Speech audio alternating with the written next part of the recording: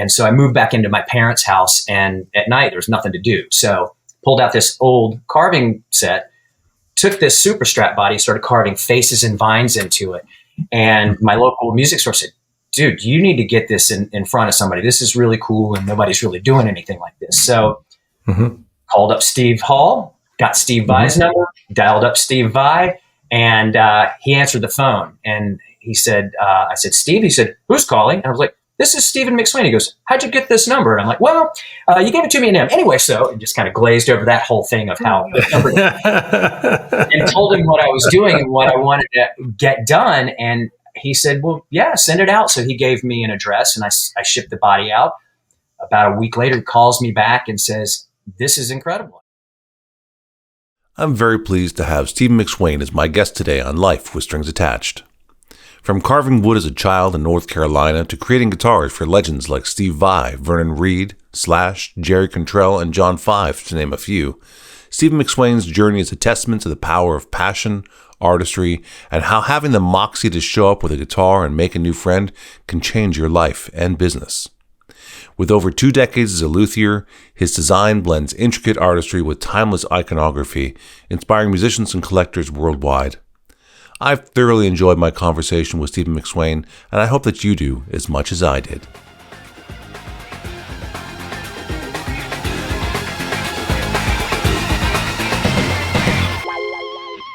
Stephen. Hello. Great to see you. Great to see you. I'm doing well, thanks. Yourself? I'm good. I've been hustling. Fortunately, things have been on the upswing with the guitar business over the past few months, so that's always nice. Good. Well, I was glad to hear. Yeah. Thank you for being on Life with Strings Attached. Thanks for having me. It's an honor. Yeah. Looking forward to this. You're just gotten through the holidays. This is post-Thanksgiving, post-bus cancellations or whatever. You've got...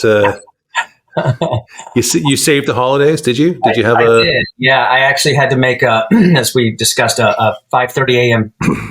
Trip right out of bed down to Eugene, which is 2 hours south of Portland, to grab my son, who was about 2 blocks away from where the bus was leaving, which they changed it last minute and didn't really notify anybody properly. So, gave us some car time, which is good.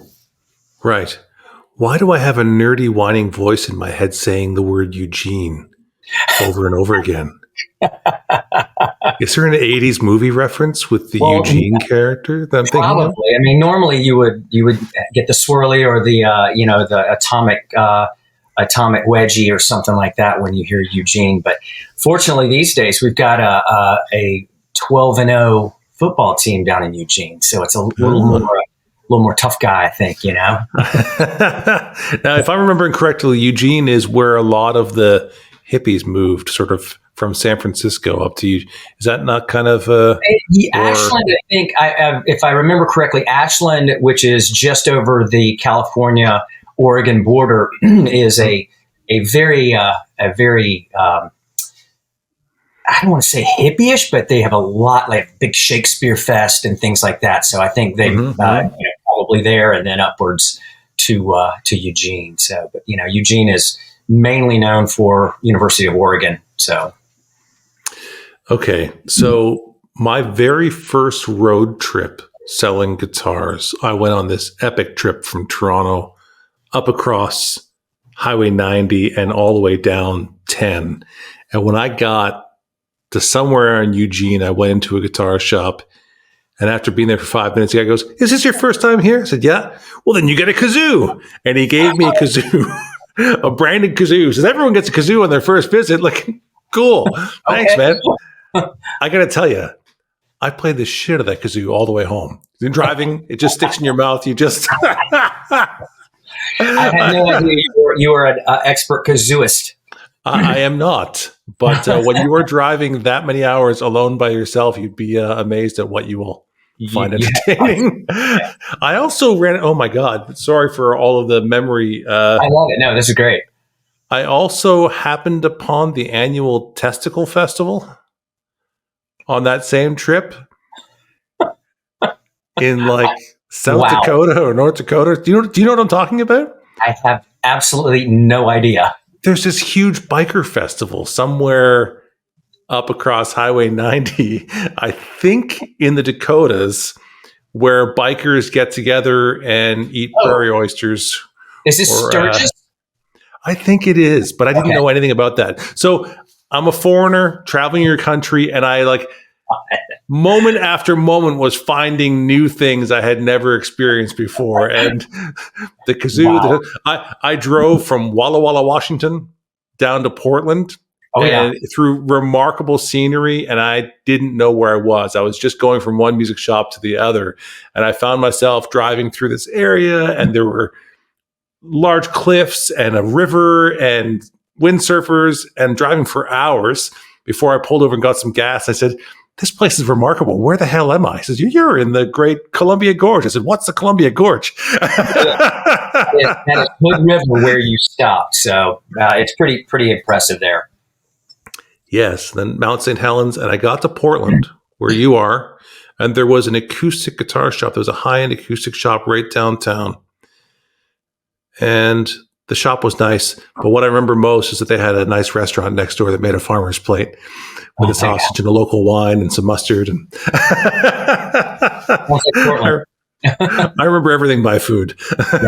You know what? I do too. We've my entertainment has always revolved around food my entire life. So that's where you get those memories and stuff. So I totally get it. Yeah. And so I'm sorry if I've completely bastardized the state of Oregon, but those are my first memories of. I think it was a very sanitary. A real quick side. So a really great friend of mine who's an amazing drummer, Ryan Moore.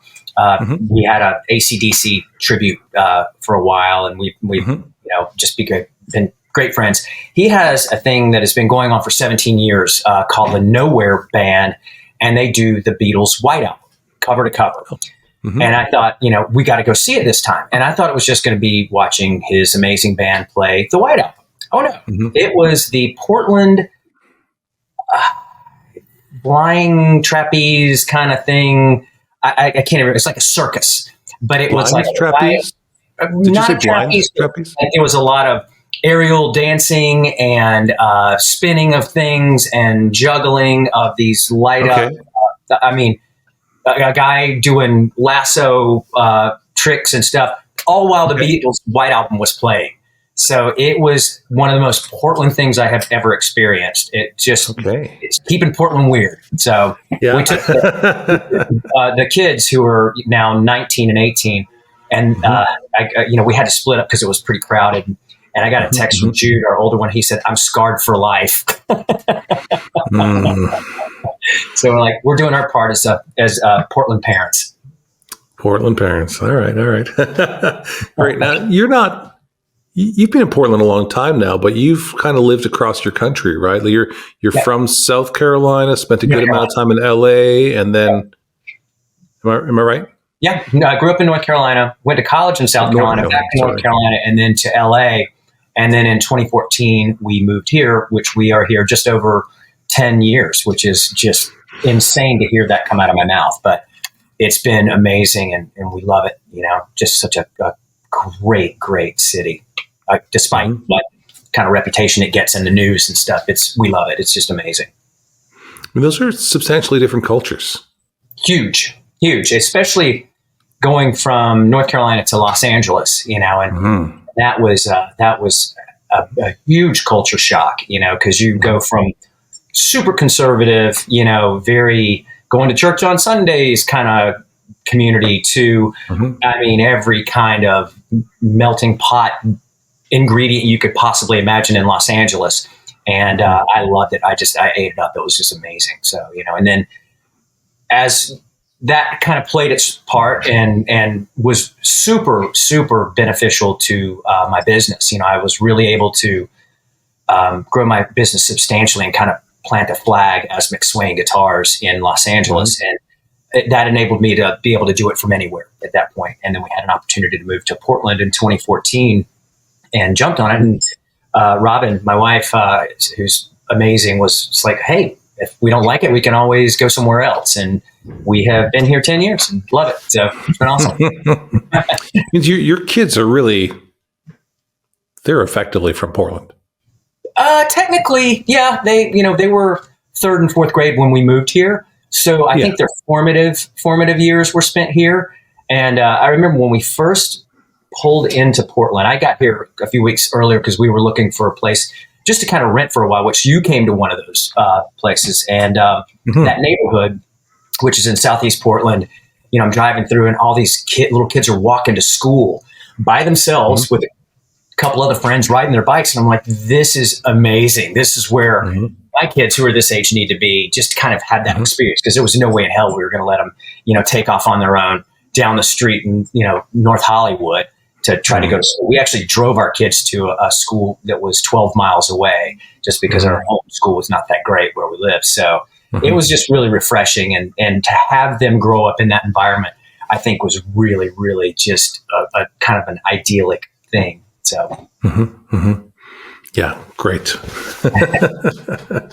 Yeah. So, you know what? You have had an interesting career that has a number of points that I think are really good for people to know about. Stephen, do you mind sort of giving us just sort of the Coles notes of those sort of moments that if you remove those, that maybe you wouldn't be who you are or doing what you're doing today? Oh, gosh. Yeah. I mean, one of the, as far as I think the most important moment in being kind of right place, right time, but also prepared, was the NAMM show in, I want to say like 94. And I was invited by Trick Percussion out of Chicago area, I believe, to come bring a couple guitars and put them in their booth. And it was in the drum hall. So I was kind of, a fish out of water because I had 3 guitars sitting there with my little aluminum. Were they aluminum guitars? No, these were wood. These were all hand carved. I was working on a project with Trick to do an aluminum guitar, and I did the shape and everything. It was a bolt-on wooden neck, but the body was milled out of a billet of aluminum, and so it weighed, I kid you not, like 30 pounds, 35 pounds. Yeah. So there was no longevity for that. It was a cool project, but it just, nobody's going to strap a boat anchor on. When somebody's complaining about a 13-pound guitar, be too happy with it. Yeah, I was just wondering what the connection to Trick was. It was Trickfish, wasn't it? Was it Trickfish at some point, or just Trick? I only knew it as Trick. Okay. Anyways, sorry. And they... No. Yeah. Michael, the owner, I feel like someone introduced us, and he was looking to do an aluminum guitar, and then we became friends. And, I would just go to NAMM and walk around, and that was something I had always wanted to do to try to get into the music business, and get my guitars out there. And I'm sitting there with these 3 guitars. Oh, go ahead. Sorry. In the drum section. Yeah, in the drum section. Literally, they had one of the it was like a whole city block kind of a booth that had like an upstairs, and there was about a 2-foot perimeter of carpet where the wall was. So I was on the outside with my little box of modern postcards, 3 guitars, and a smile, and I'm dancing. So all of a sudden, fantastic. I had made a guitar, my very first guitar, for Steve Vai, and then I had made a guitar for Jerry Cantrell. And so I had carved one for myself, and these were the ones that are super elaborate, like hand-carved wood. And they asked, a Japanese distribution company had come by and asked, about the guitars and who I had made guitars for. Well, I said, Steve Vai and Jerry Cantrell. So obviously there was immediate interest, and they said, can you replicate what you did for them? I said, well, technically I can. Since I do it by hand, they're going to be slightly different, So I took the theme and carved 5 of the Steve Vai style guitar and 5 of the Jerry Cantrell style guitars. And it was literally more than my year's salary with the steel company I was working for. And at that point, I was sort of single, late 20s, and I said, if I don't take this opportunity to really go all in, I had nothing really to lose. I didn't have a house or anything, no real obligations. I just had a job, which I hated.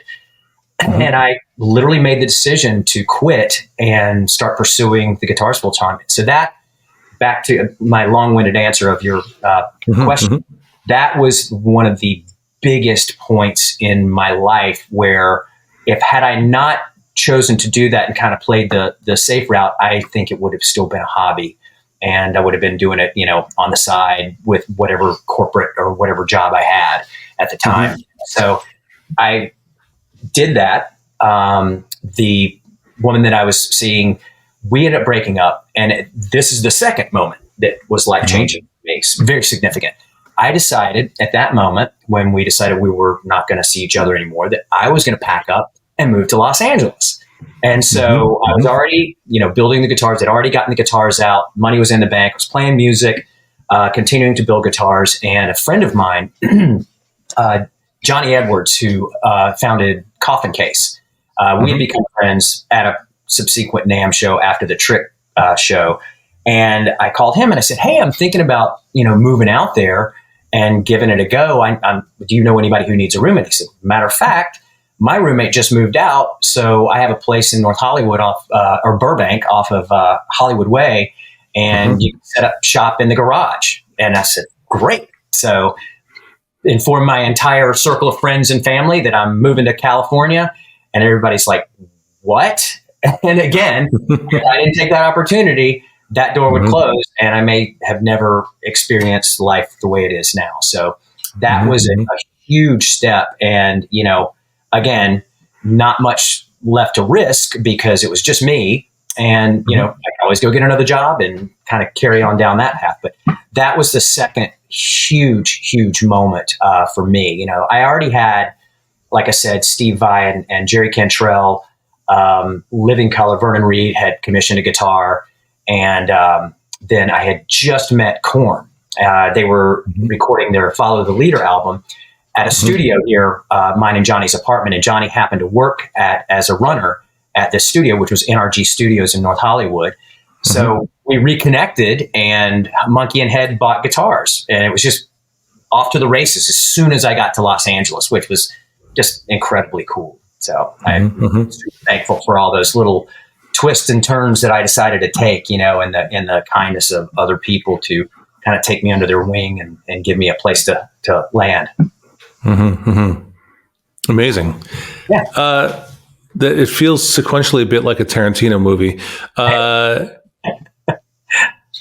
You started talking about the NAMM show, but in your story, you said the first guitars you built were for Steve Vai and Jerry Cantrell, which, many people would consider to be substantial.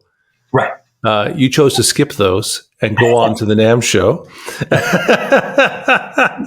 How did you end up building your first guitars for Steve Vai and Jerry Cantrell, Stephen? That's not normal. No, and it's funny. It's like my best friend and business partner, Steve Hall, who you know well. Life is like a circle for me. Everything kind of comes back around, and it's so interesting because I think when you're open to that, a lot more of that happens, and it's not just sort of coincidence. As like I said, being prepared and being in the right place at the right time. So Steve Vai was at the height of his powers in, I think, like 87 or 88, whenever Passion Warfare came out. Yeah. So Steve Hall, I didn't even know about NAMM at this point. Steve Hall, who we were in college together, is from Columbia, South Carolina. And his local music store was going to NAMM and asked him if he wanted to come along. So he's like, hell yeah, this is a guitar player, musician's dream to get to go to NAMM and walk around and see everything and all the celebrities and rockers and stuff. And so he was in line waiting to get Steve Vai's autograph, and overheard Steve giving out his private number to a friend of his. So Mr. Brains, Steve Hall, who remembers everything, remembered the number, found a pen, wrote it down a little bit later, and after NAMM, got back, and we're all like around the phone, and this is before cell phones, and we're all around the phone. And he's like, I'm going to call Steve Vai. So he calls Steve, talks to him. Steve sends him a sealed, signed copy of Flexible Leftovers. So we're like, cool. Oh my God, this is the greatest thing ever. I hadn't even thought about building guitars at this point. I was playing in a band with Steve Hall at Furman University in Greenville, South Carolina. So skip forward a couple years later, I had made my first guitar. I bought a Super Strat body from Warmoth Guitar Parts at a Puyallup, Washington. And I started carving faces into it. I had a medical supply sales job at the time, and I had a old Dremel tool from when I was a kid and had carved and, X-Acto knives and things like that. So after work, no friends in town. I had my hometown as my territory as a sales rep. And so I moved back into my parents' house, and at night there was nothing to do. So pulled out this old carving set, took this super strap body, started carving faces and vines into it. And my local music store said, dude, you need to get this in front of somebody. This is really cool, and nobody's really doing anything like this. So called up Steve Hall, got Steve Vai's number, dialed up Steve Vai, and he answered the phone. And he said, I said, Steve? He said, who's calling? And I was like, this is Stephen McSwain. He goes, how'd you get this number? And I'm like, well, you gave it to me in anyway. So and just kind of glazed over that whole thing of how the number and told him what I was doing and what I wanted to get done. And he said, well, yeah, send it out. So he gave me an address, and I shipped the body out. About a week later, he calls me back and says, this is incredible. I love it. He goes, the finish is a little weird, because that was my very first finish. And I had like some little airbrush that I'm trying to do nitrocellulose lacquer on. Yeah. All right. It was fine. But he actually dug it. It was just the body. So he had another guy who has become a lifelong friend, Matty Barato, of Barato Guitars. He used to work for Ibanez in their custom shop. So Matty put this guitar together for Steve Vai, and that was it. It was in his possession, and I met Matty when I moved to LA. But so then I start weaseling my way into every show that would come through Charlotte. I mean, club show, the whatever arena, the Charlotte Coliseum, anything, the outdoor sheds. I had all the production numbers. So I would call them, and as you probably know, when you're on the road, things get kind of boring. You get continuum. So you want to see something different. So I would ingratiate myself with these, guitar techs and production managers, get a pass to the show, and end up meeting the band either before or after the show.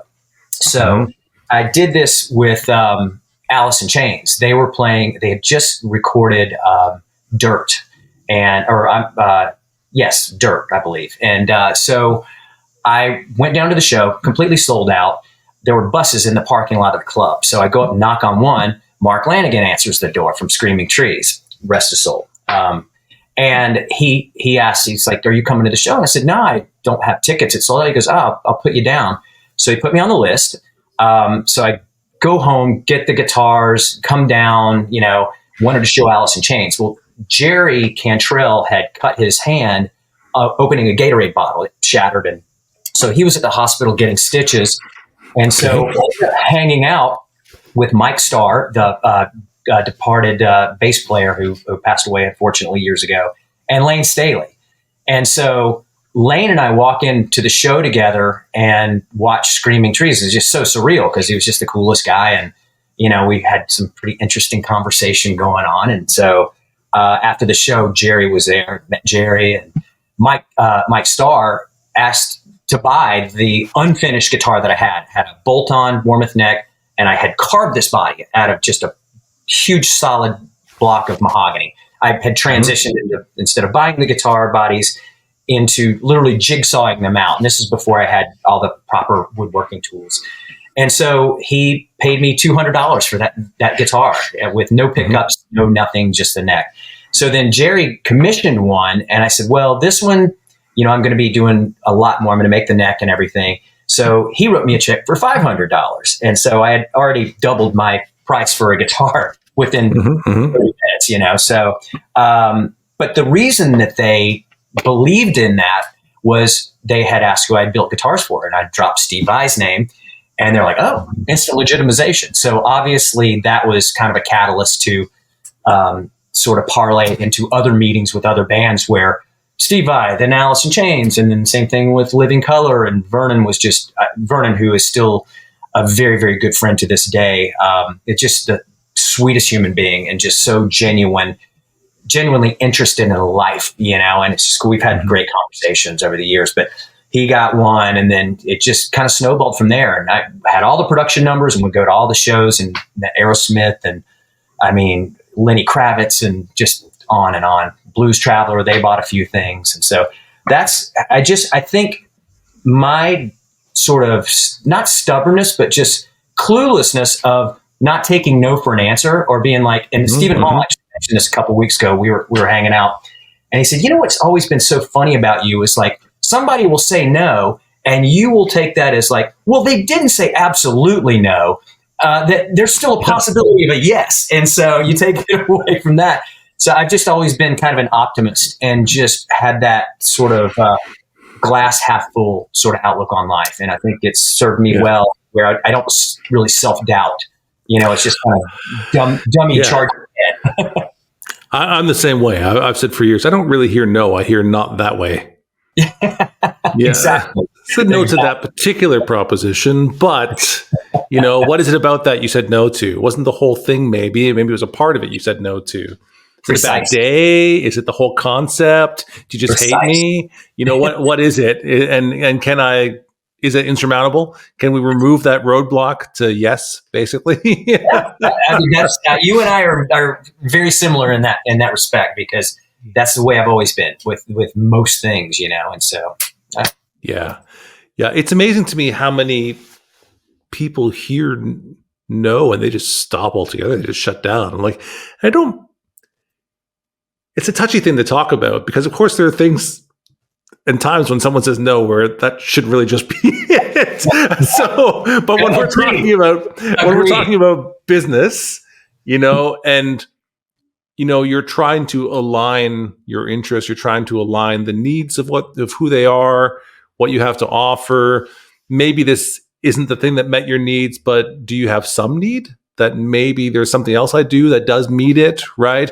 What is it you said no to? The color, the whole thing? Do you think the whole instrument sucks? What is it, right? Yeah, and then to figure that out, and a lot of people just take the first no and they kind of just give up. Yeah, and it's incredibly, it's ballsy of you to just knock on a tour bus door. How else are you going to get to these people? It's like, it's just another door to me. So, it's been, one of, and 90, I would say I'm on a 90% rate with that, knocking doors. And the one, that was stung the most, I think, that falls into that 10% category of failure, if you call it failure. I had gotten in touch and gotten some pictures to Keith Richards. They came through Charlotte. And this is, of course, before I moved to Los Angeles. The limo driver gave them this packet. So Pierre, Keith's tech, called me and he said, hey, could you carve like a Strat style guitar with the Bridges to Babylon lion on it from the album cover? And I said, yes, absolutely. He goes, okay, well, don't do it yet. I want to talk to Keith and see. So again, not taking silence or no for an answer. I went to the show, didn't hear anything. And they were playing in Atlanta I think like a week later or something. I had already carved this guitar body and drove to Atlanta, which was about 4 hours from Charlotte. Weaseled my way into the arena. I was there. I was right there by the backstage, everything. And all of a sudden, I guess he must have been like their main tour manager guy, big, just surly British guy, goes barreling through, goes, where's your pass? Do you have a pass? Do you have a pass? And he looks at me, he goes, where's your pass? And I'm like, I'm sorry, Southern redneck didn't understand pass, meant pass. So I'm like, well, I'm here. He goes, go, and threw me out. And I was, but I have this. And he goes, out, and threw me out. I was like, well, that was a waste of 8 hours in the car and a couple hours standing there backstage. But so that one stung a little bit, but I was like, well, my success rate has been pretty good to this point. So I can't get discouraged by that, but you got to try. So, they've got some hardcore stories. Have you seen the footage of some guy storming the stage and Keith Richards takes off his telly and beats the guy back? Because the guy was coming at Mick? Media. I see that on social media come across, and that is one of the greatest things ever. He just takes it, smashes the guy, puts it back on, and swaggers back into the song. Just hysterical. So good. Fantastic. Now, it's too bad he didn't do that with a McSwain guitar. Oh, I would have loved that. That would have been amazing. That's all you want. That's fantastic. So, Stephen, you made a number of interesting carved pieces. So our Actually, the guy who introduced me to your brand at all in the first place was Brian Meter. Yep. From the Guitar Sanctuary. And Brian apparently pestered the hell out of the guys at Schecter for a guitar that you carved for them. And it's because Brian is like a card carrying member of the Kiss Army. 100%. And you had made this Mount Kissmore guitar. What was the impetus of that? How did that happen with you and Schecter? So it's pretty crazy, again, how things come back around. I had traveled my very first time to Los Angeles with a buddy who won a jalapeno eating contest in Charlotte, North Carolina. And the grand prize was a trip to Los Angeles for 2. Okay. So he's like, "You gotta go." I'm like, "Yeah, I've never been. It sounds great." Wait. Stop. How many? Honestly, I don't remember. But how did you lose that detail? He won a trip to LA for 2. How many jalapenos did he eat? I need to research this and see. I want to say it was close to like 100. Come on. So, I mean, just down it. I'm like raw? Raw yes. or like the canned ones? Just raw. I mean, raw. And it's like. He lived to get on the plane to LA? Some people have the constitution to handle that kind of stuff. Wow. Not this guy. That's Irish, Scottish guy. I am, again, with the, I don't know if you ever saw the, Tim Walsh, the vice president candidate, he said his level of like super spice is pepper, just ground black pepper is like the height. I'm right in there, So. All right. So I digress. Guy wins for eating 100 jalapenos. Yeah. Gets on a plane. Yeah. Carry on. He's a musician. So we go up and down Sunset Boulevard. And this was when Sunset Custom was basically Schecter. Right on Sunset Boulevard, right near the famous Guitar Center. So I go in with my cards, and I think I had a guitar with me. And Michael Cervolo and my buddy Joe were in the store, and Joe was a fanatic of Kiss, and he's like, "Dude, could you carve Kiss like Mount Rushmore?" And I'm like, "Yeah, absolutely," And so go back to Charlotte. He hits me up. They send me one of their Schecter Tempest shaped bodies, sort of an offset double cut, really cool shape, larger body. So I had plenty of canvas to work with. And I had done some likenesses. I did a guitar where I had carved Howard Stern and all the Howard Stern show cast into a guitar and their faces. And then I did the same thing with David Letterman, carved his face into. And so I don't know if I could do it now because it's been so long, but I could do pretty decent cartoonish likenesses. And so that's weird. Who the fuck wanted a David Letterman carved face on their guitar? Nobody. So I still have that guitar, but here's how my brain works. I thought if I could carve this, get to the David Letterman show, show it to him, maybe he shows it on national TV, there's a little bit of free promo. Never happened. Got to the David Letterman show, never got it to anybody, and and it's still in my closet today. So, you need to send me a picture of that guitar, Stephen. I need to see this guitar. I will send you a picture of it. Yes. I wish I had it out. I'd grab it and show it to you now. But all right. So you brought a David Letterman face guitar? Yes. Yeah. Okay. I think I had it, and so they're like, so you can do likenesses, and I started carving the Kiss faces, and I would use. Nut blanks, for guitar nuts. Usually made traditionally out of cow bone. Looks perfect, like teeth and eyes. So I carved the little teeth, stick them in on the carving, stick the eyes in, paint the pupils, everything, and then went back and painted the Kiss makeup and everything, all where the heads are turned like Mount Rushmore.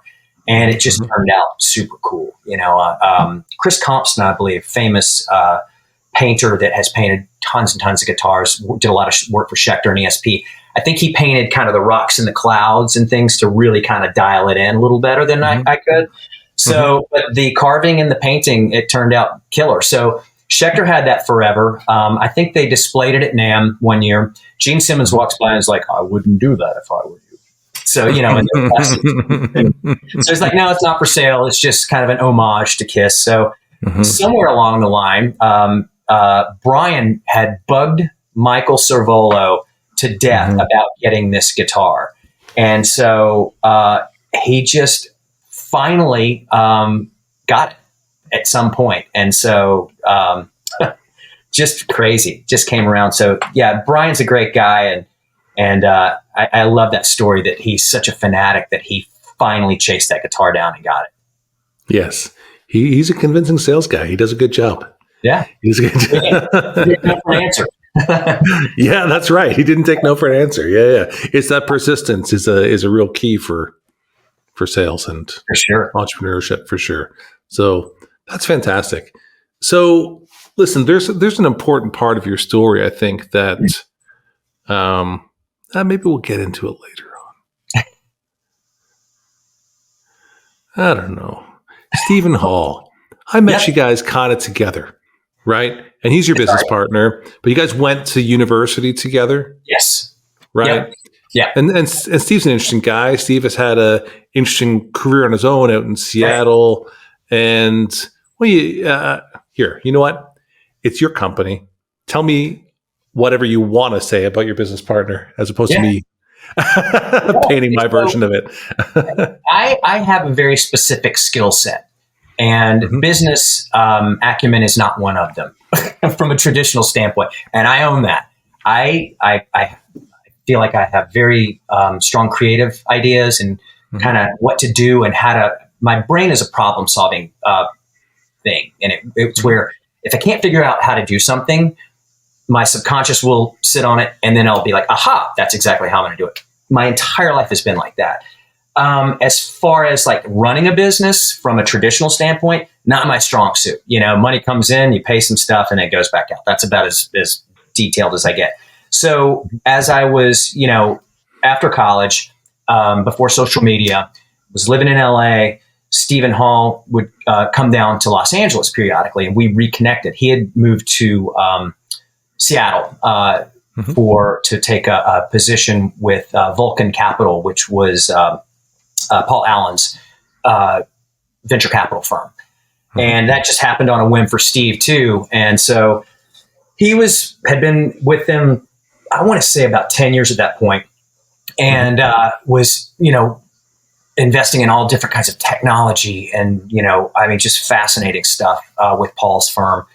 And so we reconnected. I would go up to Seattle or Bainbridge Island with the family.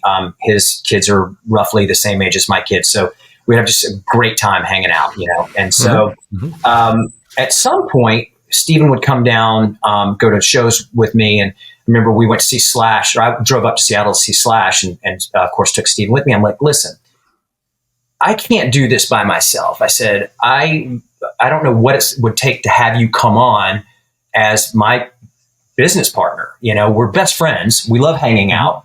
We played music together, same interests and everything. So he's like, you know what? He goes, let's do it.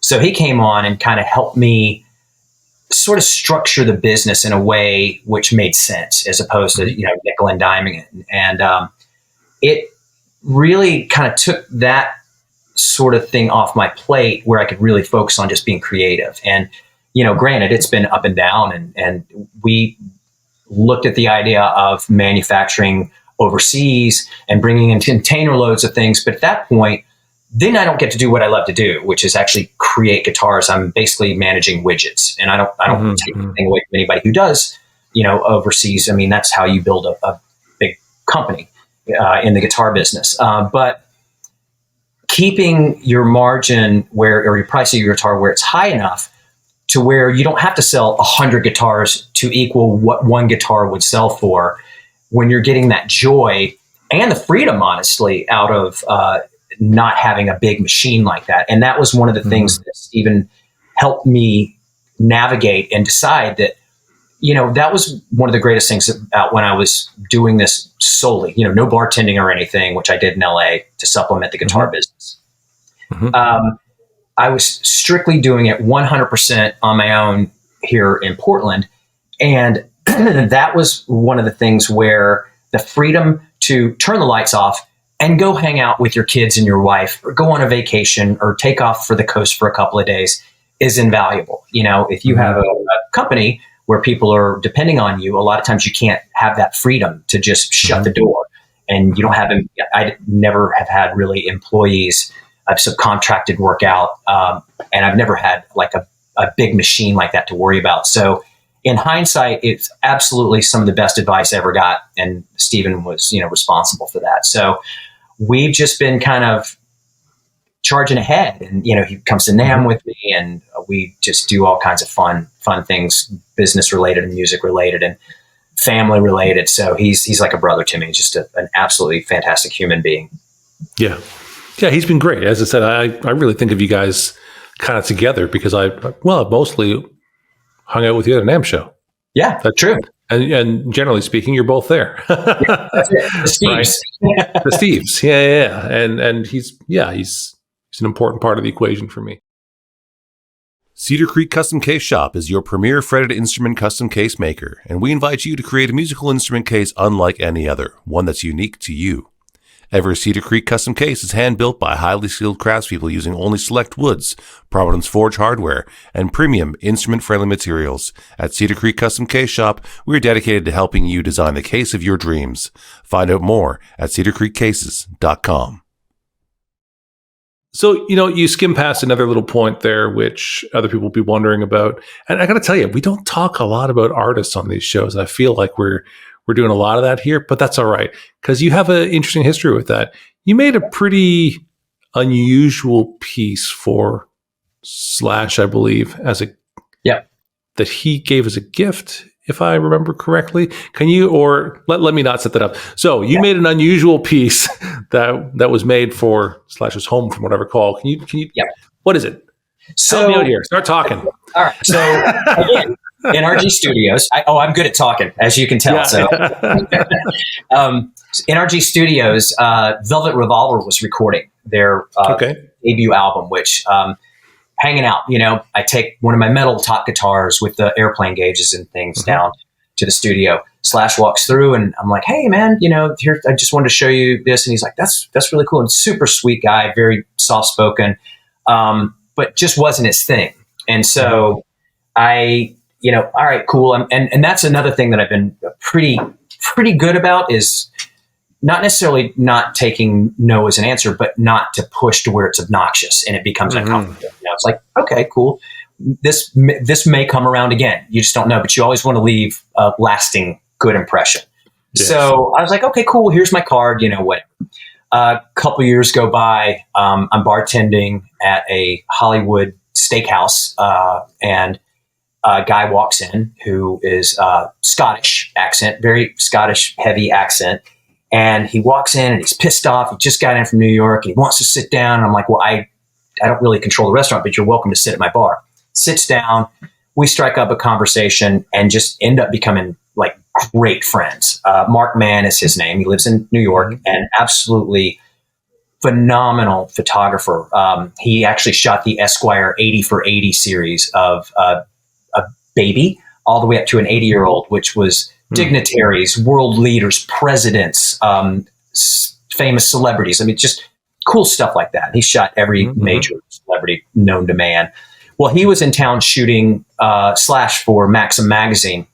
And this is, after we had become friends, and he had come into the restaurant several times. He's like, "Hey, do you want to come up and show Slash some stuff?" And I was like, he's seen my stuff and he didn't really seem that interested. But, if you get to his house and it seems cool, then yeah, by all means, give me a call. I'm 10 minutes away from where he lives. So I get a call that afternoon, and he's like, "Hey, Slash said it's cool. Come on up." So I brought some stuff up, go to the gates. Mark's there to meet me. I go in, and he said, he said he has an endorsement with Gibson. And I'm like, oh, this is going to be weird. Like I'm trying to muscle in on his endorsement space. So I go in, and I had actually carved Frankenstein into a guitar at this point. And it was super detailed. It looked like it had bloody stitches all the way around the perimeter of the guitar. Frankenstein's clawed into the top of the guitar. The face glows in the dark. Anyway, he's actually a huge horror fan. So I take this in and I show this guitar and a couple other ones. And he's like, "This is cool. This is really cool." And so I gave him my card again, left, and he called as I was driving home, and it was like a unknown number. So I, as we all don't really answer unknown numbers, he left me a message. And I remember this is literally almost 18 years to the day, because my younger son Gunnar was a newborn at that point. And so I go back home, giving him a bath in his little tub and stuff, and listen to the message. And it's like, hey, Steven, you were just at my house. This is Slash. He goes, I got an idea. So he had an idea to build or to commission a guitar as the Wicked Witch of the West for his, well, now ex-wife, Perla. Mm-hmm. They were huge Wizard of Oz fans, or she was, and she also kind of wore the badge of honor of Wicked Witch of the West, I think. I can't remember. Anyway, she's awesome. Love her. She's just such a cool person. So we were doing this as a surprise, and it was going to be Christmas, but it was too close. So we had to push it as a Valentine's Day gift. So I came up with this whole thing where Slash would stop by the house. I think he was recording with Velvet Revolver.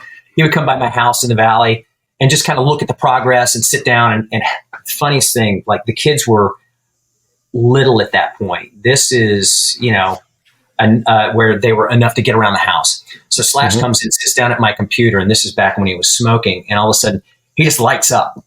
And I'm like, so I didn't say anything. He's like looking at the mock-up I had done on my computer, puffing away. So I walk in the other room, and my wife's like, he's smoking? I'm like, Slash, I'm like, don't Slash, you can't smoke. He's smoking where he wants. So all of a sudden he's looking to ash, and it was like sort of second nature. So I get it. He ashes and he like puts it out. It was, hysterical, so funny. So fast forward a little bit, we get this done. I did a whole wall mount too that the guitar fit into. It looked like the mm-hmm. Wicked Witch of the West was popping out of this cloud of smoke that glowed in the dark. It had like a cradle that the guitar fit into. And it had two columns on the side it was all made of stucco. They lit up, it looked like a castle. It had the flying monkey sitting on the top. The eyes were rounded, which I back mounted in the sculptures that I did. And it looked like the monkeys would follow you as you walked across the room. It was the craziest thing. So went over to his house, hung it on the wall. This thing probably weighed 200 pounds, normal guitar.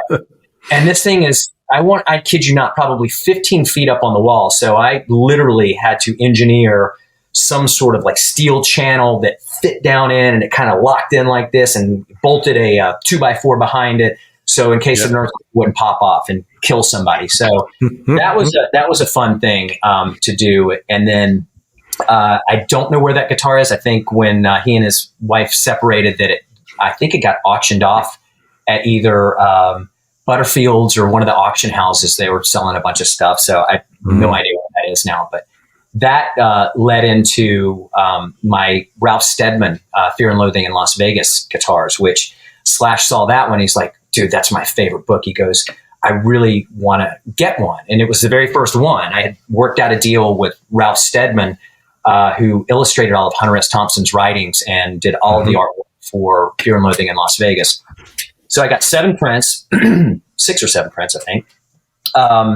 And Slash got the first one, which was the actual book cover artwork. And I had Ralph do 20 different splatter ink patterns for this project, which I don't think he's ever done that for anybody else. And I still have those original splatter inks, which is just amazing. So I photocopy them and then laminate that to the guitar, laminate the artwork on it. So it was really just irreverent, and on the back, I would decoupage pages of the actual 1971 paperback of different passages I would go through and rip out, and then decoupage all over the back, and so you'd have these funny little passages from the book all over the guitar. And so Slash got the very first one of those, and that kind of solidified our friendship. And, he's been a great guy. Can't say enough good things about him.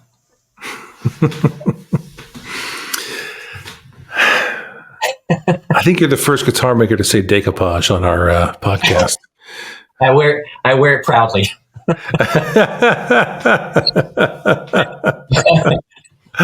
That's great, Stephen. Where does the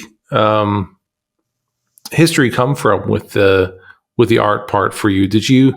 Obviously you were doing it when you were younger, but did you have any formal training? Did you go to art school or do anything like that, or just always self-taught? No.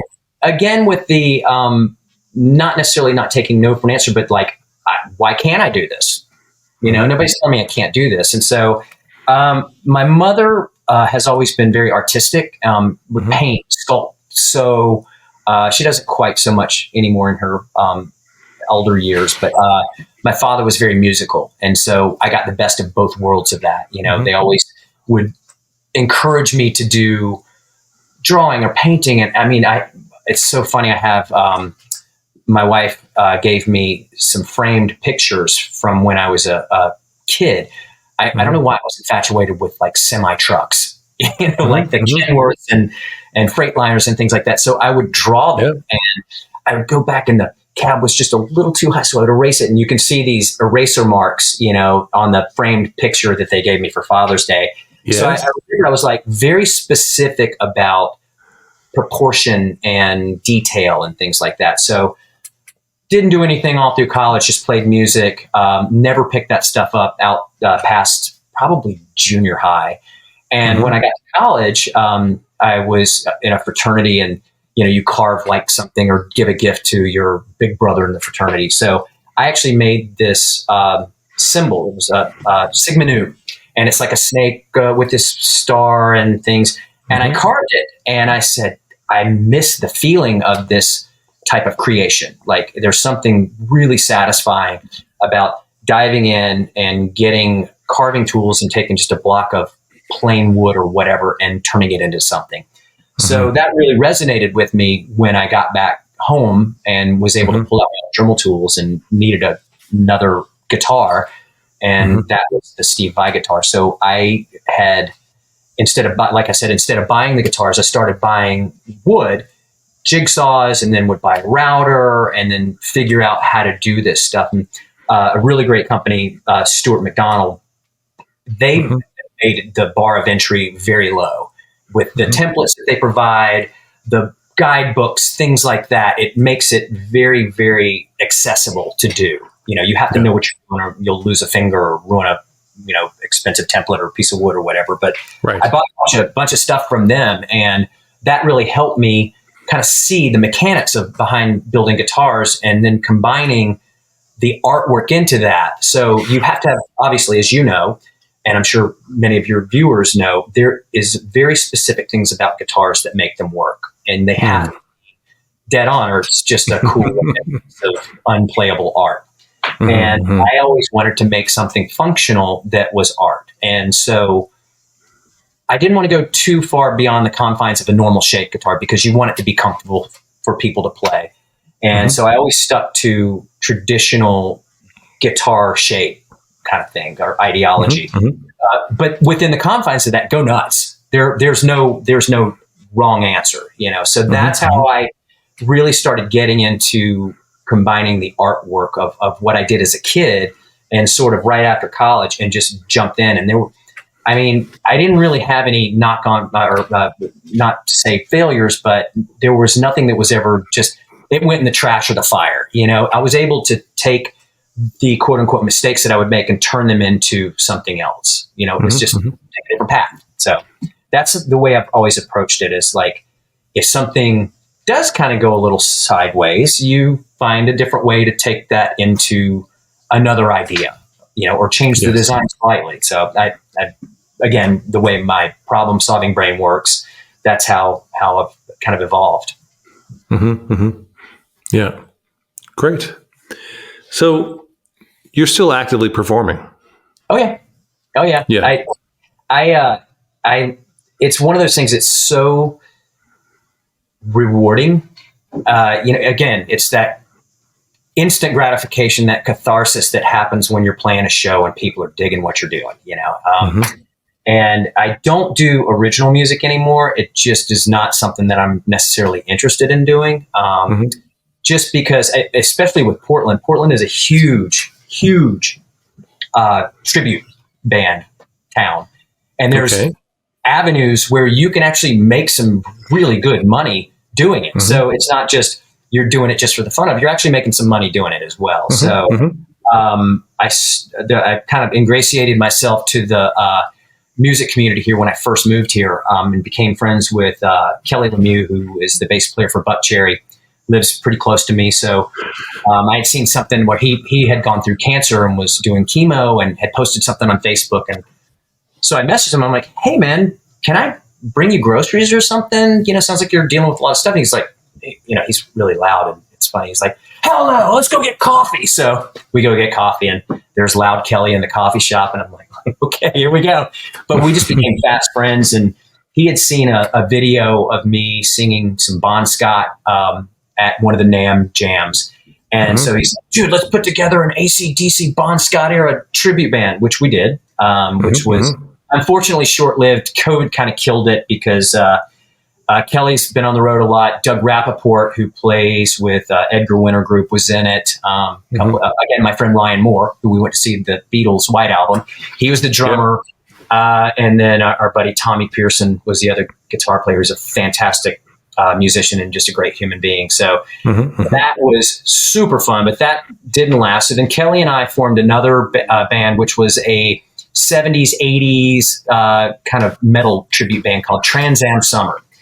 And we would play all the, great hits and stuff. And Trans Am Summer is just one of my favorite band names ever, So, but that was kind of becoming sort of a popular thing. So, okay. There was a movie, but the movie was Corvette Summer. Yes, that is where that name comes from. Okay, all right. Yes. Oh my God, Stephen, talking to you is memory lane. It's crazy. Carry on. Sorry, Trans Am Summer. The guy chased his stolen custom Trans Am across the U.S. and finally found it on the West Coast. I actually looked at what's that? Corvette. Yeah. Oh, it was a Corvette. Yes. Yes. Was it Corvette Summer? I think it was Corvette Summer, but we kind of did the spin-off. Corvette Summer. There was a Trans Am also chased across the country, but that was Smoking the Bandit.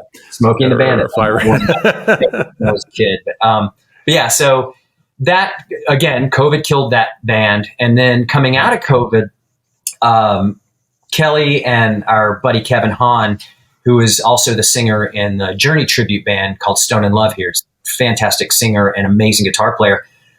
They said, what about doing like a new wave tribute? And said, this is all the stuff that Stephen Hall and I used to play in college. It all comes back around. So we put together a band called Beat Division, and we do every major new wave hit. It's all, we always joke and say it's all killer, no filler, because it's and it's funny. I equate it to the people that are our age love that stuff because that's what they heard, and now kids are getting into it. So we always have a really good crowd whenever we play, and we've been doing some fun gigs, a lot of casino gigs up here, which are always, they take great care of you and get paid well. So still doing that. And you're singing? Yes. Do you play in that also? Or a little bit of acoustic. And, in my bands, it's always been, there's always a much, much better guitar player or three than I am. So I always leave the guitar duties to those guys. But if you need some strumming, jangly guitars, I'm all in. No, it's great because, I knew that you were doing the AC/DC thing, the Bon Scott era. I didn't know it was specifically Bon Scott era, but I knew you were doing that. And so I didn't know that you were singing the new wave stuff. That's a different approach. It's a different style. It's a different approach. And again, that we do a bunch of Duran Duran. So we're in the process of doing a spinoff and doing a Duran Duran tribute because there's not one of those here. And there's a guy who manages us and does all the books, all the tribute bands here in the Northwest. His name is Jason Tillman, has J-Phil Productions. Great guy, incredibly talented at booking bands, and does a whole, series of shows. And in the summer, he has a festival called Hair Fest, which is HARE Fest, not metal hair, but it started at the Wild Hair Saloon, which is in Canby, Oregon, which is south of Portland, about 20, 30 minutes.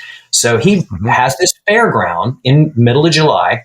People come for 3 days. They camp out, and there's every tribute band you can possibly imagine. There's an incredible Queen tribute band from, I want to say, the UK, maybe.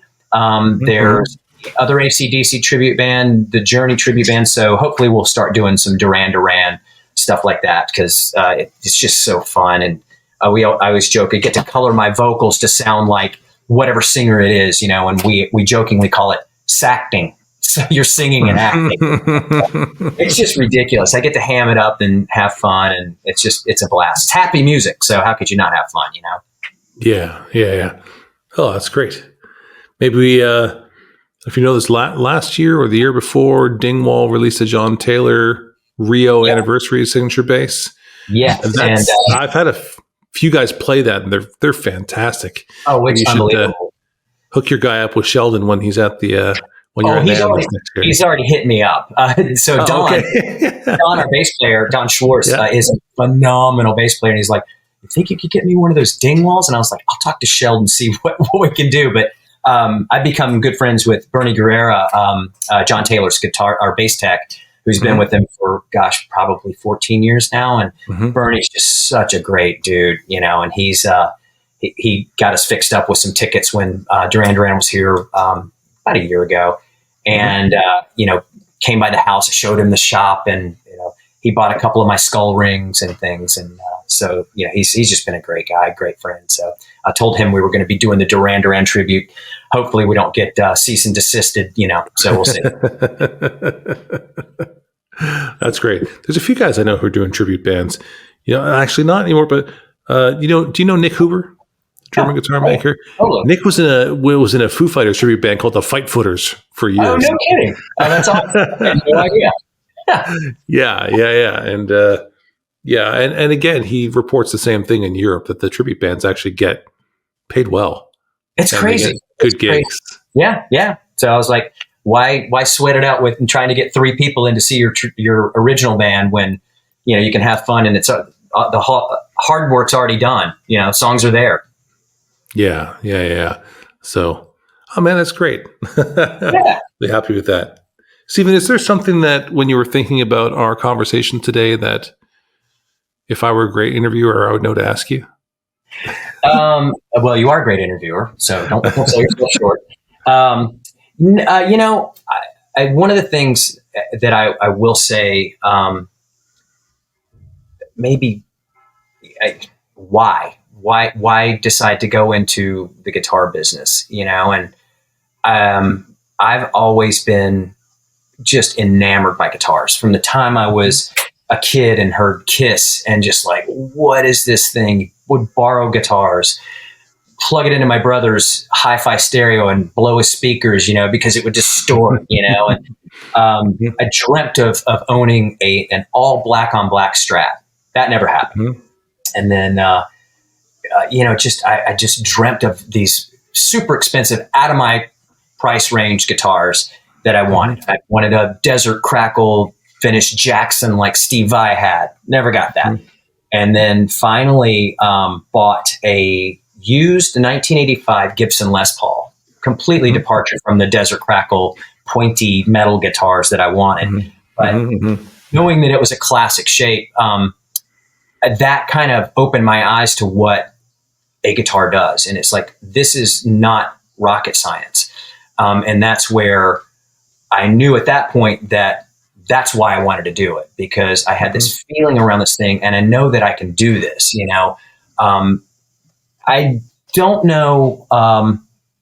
The thing is, I'm not getting rich by this. And as many boutique builders are definitely not getting rich. You can make a living, but the satisfaction in getting to do what I do is so fulfilling on so many levels. And I cannot express how grateful I am for clients who have entrusted me with a significant amount of money to build something that they love. And, a majority of my clients have become repeat clients, and I've become really good friends with most of them.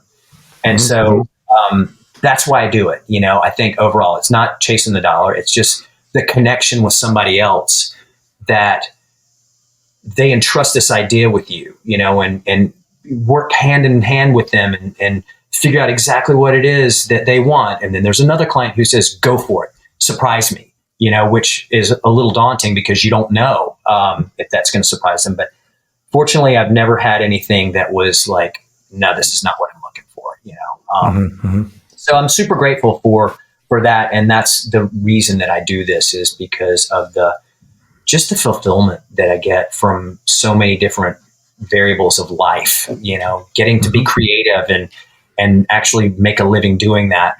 And also seeing how happy somebody is when they get this piece of work that I've contributed so many hours to. My most recent client, who's a repeat client, a guy named Steve Hagenbuckle out of Naples, Florida, has a music festival that he started 5 years ago called Live Fest. And I just did a pair of Live Fest guitars for him. One is for him that, you know how some of my guitars will have light effects where you pull the tone knob up and it illuminates whatever. Yeah. So I engineered how to do Live Fest on the side of the guitar and make a light box for that where it glows. And so that's his personal guitar. And I did one that doesn't light up that he's going to either raffle off or give away or something. So that was one of the ones where we worked super closely together. And it was just so cool to be able to take something that is his baby that he created 5 years ago and incorporate into what I do. And then he's going to play it at his show, you know? And I mean, I think 50,000 people go to this festival. I think Goo Goo Dolls are playing and a country act and somebody else. So it's kind of neat seeing the process play out like that. Yeah. You know, I think that a lot of people view economy as dollars. And there's a lot of things that have economies, you know, and our personal satisfaction, our lifestyle, you know, those are valuable things. You know, when you talk to somebody about what they get when they make a lot of money, they'll talk about, you know, where they can go on vacation and such. Like, but what if you don't have to work 100 hours a week to be able to have a life that you actually want to live? Yeah. You know, that you can take a few weeks off and do that. You know, there's a friend of mine here. I'm in Italy right now. A friend of mine here in Italy was recently taken by a friend of his to Ferrari. Oh, wow. His friend owns a few Ferraris. He's a guitar maker. He doesn't own any Ferraris, you know, but his friend took him along for the ride with him. And everybody who was invited to that day owns at least a couple of Ferraris. So these are good Ferrari customers. Right. And he went up to Modena to Ferrari with his friend. And people were there talking about, you know, what they do and the cars they have and all this. And eventually, you know, they asked my friend, what about you? And his friend says, oh, he's a guitar maker. And they're like, what? And he's like, yeah. He's like, hey, I don't have any Ferraris, but I got to tell you, I love what I do. I absolutely love what I do. And I wouldn't want to be doing anything else. And he said, you looked around the room and you could see an acknowledgement in everyone's eyes that, oh, that's a good life. Even though they had all the money. There was a bit of envy in his direction of, oh, you're just doing what you love doing. And that's not necessarily, I don't mean that you can't have money and do what you want to do. But I think a lot of times people lose the perspective on that. And, you know, most guitar makers that I know would say a similar thing to you, that they're not a real sort of businessmen, that they love making guitars, you know, having a Stephen Hall, you know, that business partner who helps sort of handle that side of the business would be helpful to many of them also. And many of them have it, you know, some don't, but you know, the thing is well, I mentioned Sheldon Dingwall a moment ago. I'll say it again because he put it best. He says, you know, it may not pay large amounts of money, but there are good returns in soul. It has good dividends in soul currency. There you 100%. Go. Good dividends in soul currency. I could not agree more with Sheldon. Yeah. It's interesting because Stephen Hall and I have had this conversation, and I don't think I'm saying anything out of line, but you know, Stephen has been very successful in his venture capital life. Has always loved music, and recently when we were together, he's like, you know, jokingly said, I always wonder what it would have been like if I would have really pursued music. And we jokingly said, well, we wouldn't be down here at your beautiful place in La Quinta, California. We would probably be at your friend's double wide in, Indio somewhere. So thank you, Stephen Hall, for taking the right path and letting us tag along. But no, he's, you know, he worked extremely, extremely hard and was gone for a lot of the time when his kids were young. Now, granted, he's a great dad and has always been a great dad, but he says, he's like, I was gone for a lot of their youth because he had to travel internationally and it was a very, very demanding job. And so for me, I was there for every breathing minute of it when maybe I didn't necessarily want to be there for every breathing minute, but no, it's, you know, my wife and I joke that our boys don't, now they do, but they used to think that I didn't really have a job because I was always in the basement or in the garage, in shorts and a t-shirt, covered in sawdust.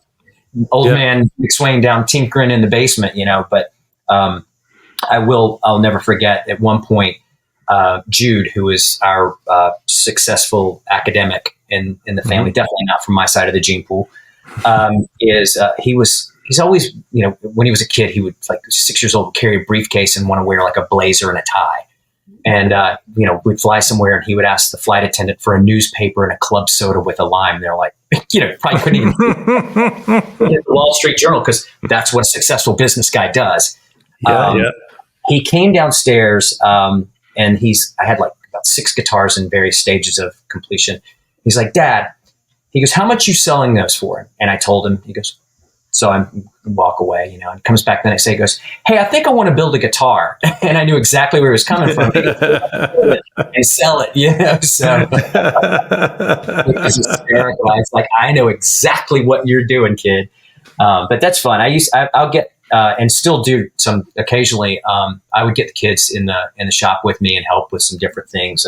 I did a huge 3-foot by 6-foot flag that, actually Brian Meter, one of his clients in Texas, wanted just the flag. As you know, I use his wall mounts to hang the guitars on, in certain instances. And so I did this 3-foot by 6-foot flag with sterling silver stars, and the guy hung it on his wall in his office or something. But I had the kids, when they were off for Christmas break a couple years ago, well, it's been probably 6 years now, down in the basement, hammering nails, and hammering all the metal on and stuff, and paid them, an hourly rate and stuff. So that was kind of cool to incorporate them with that. Yeah. Just those memories, like Sheldon says, it's like it's soul enriching, just really cool. Yeah. I know a number of guitar makers who have, now I don't know this is the case with you, but because they worked from home, they were the primary caregivers for their children as they grew up. That's sort of the de facto for anybody who's working at home. It's envisioned anyways as easier, which is not necessarily the case, but it's sort of the de facto anyways. Hey, you're already there. You don't have a boss to explain this to, which is a real challenge when you work from home. But nonetheless, I know lots of very involved guitar makers who actually were very involved in the rearing of their children, and benefit from close relationships with their kids. That I think would be quite enviable for many people, to have such a thing. And that's And even myself, myself and Roberta, my wife, we have a family business. And so I worked from home, although there were years I spent on the road as well. Right. But when I was on the road, too much, we made the decision. I said, I can't come home more. I have to keep doing it because I can't afford to come home more at this point. Yeah. But I didn't have a wife and kids to not see them.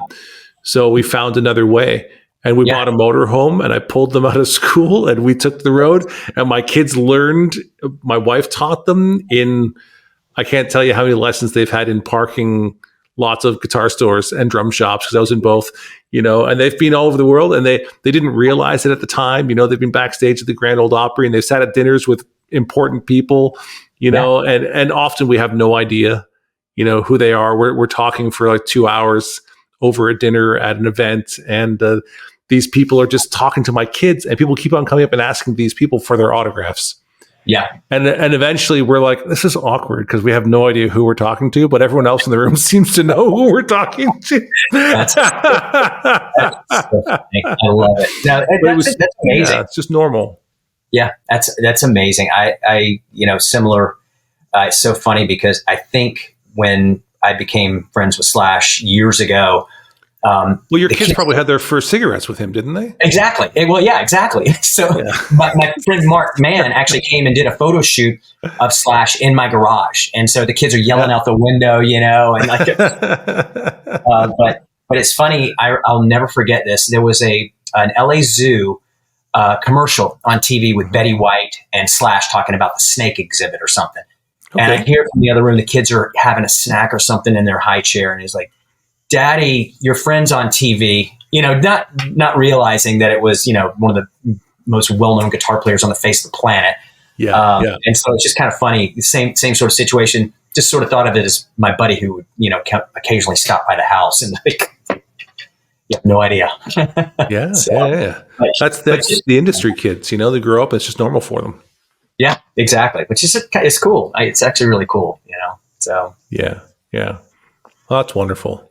So, Stephen, thank you so much for sharing your story today on Life with Strings Attached. I really appreciated having the conversation with you and getting to know you a little bit more in this way. We've known each other for years, but we have these very brief moments where, we walk by at a very busy trade show. You doing all right? Yeah, you doing all right? Yeah. How's the kids? Good. How are you? Okay. Want a coffee? Okay. Totally. Yeah. No, it's true. And later, do it again an hour later. Circle around. And thank you so much for inviting me on. It's like I said, I'm just absolutely flattered and honored, to be a part of this, and also thank you for always inviting me back to the boutique builder showcase, boutique guitar showcase. Sorry, I knew I was going to screw it up. Every year, you've been in it. Oh my Actually, God. I'm going to let you off the hook here for a second. The name, the Boutique Guitar Showcase, is one of those names people don't get right. It's not just you. It's not just you. It's so bizarre. For years, we've been doing it. People have hosted us for years. You've been in it every single year at the NAMM show. Yeah. You haven't missed a year since the very first one. And whatever it is, there's something with the name that doesn't stick. It doesn't matter. People know what it is. That's all that matters. So, it's been such it's just such a great setup that you've created with NAMM, and I would honestly not do the NAMM show if it was not for Boutique Guitar Showcase, and that's the truth. So that was the reason that NAMM asked me to do it. They said, there's all these amazing guitar makers in the world. We're somehow not meeting their needs. Can you help us figure out how to meet their needs? So that was the thing. They didn't ask me to design a part of the show. They didn't ask me to do something very specific. It was, we're clearly not meeting the needs of this people. Can you identify the needs and then find a way to meet the needs? And I designed the Boutique Guitar Showcase to meet the needs of people like you. And so it's gratifying to hear you say that. It's great. It's like I look forward to seeing, my friends from around the world that are doing, similar stuff to what I'm doing, but living the same kind of life. And they're just wonderful, wonderful people. I mean, there's not a bad apple in the bunch. I'm sure that's by design, but it is. It is by design. For the guitar makers out there who are wondering, and let me address that, because I want to address that. Yeah. So we featured unique world-class instruments that are contributing to the conversation of the guitar. Like, they have to be something that they're contributing, something worth talking about, something the press is going to want to see, the artists, the retailers, the people want to have a good show. Okay? It's a show. You need to get their attention and give them something that they feel like, that was worth doing, right? But the second thing is, I can only invite people that I feel are going to have a good experience when the people we invite into the space meet them. Yeah. And that they're not going to be bitching about someone else or ranting about this or that and such. Doesn't matter how good your product is. I can't subject people to someone who doesn't know how to present themselves and doesn't have any business acumen. And so it's I don't mean that it's my friends and not my friends, but what I do mean is it's the people who not only have the product, but also can have the conversations when someone sticks a camera in front of their face and who isn't going to piss everyone else off. Yeah. And so you're not chained to a table beside someone you can't stand. It is a long day and a long 3 or 4 days when it's, you're stuck next to somebody like that. So it's never been the case for me at all. It's just like, everybody's, it's a big hug fest, Yes. Yes. Yeah, because there's just no reason to be an asshole in the guitar business. We all do this because we love it. Exactly. So, anyways, thank you so much, Stephen. Listen, we're going to carry the conversation on for another 3 to 5 minutes on the business of guitar. For those of you who are interested in guitar business, please head over to patreon.com/the business of guitar. Again, that's patreon.com/the business of guitar. And Stephen and I are going to talk about what it's like to be an artist in the guitar business. Thanks so much for being on Life with Strings Attached, Stephen. Appreciate it. Thank you. Ciao for now. Thank you for watching and listening. You can find more episodes wherever you listen to your podcasts. And a special thanks to those who support us on Patreon. It's your support that enables us to do this work.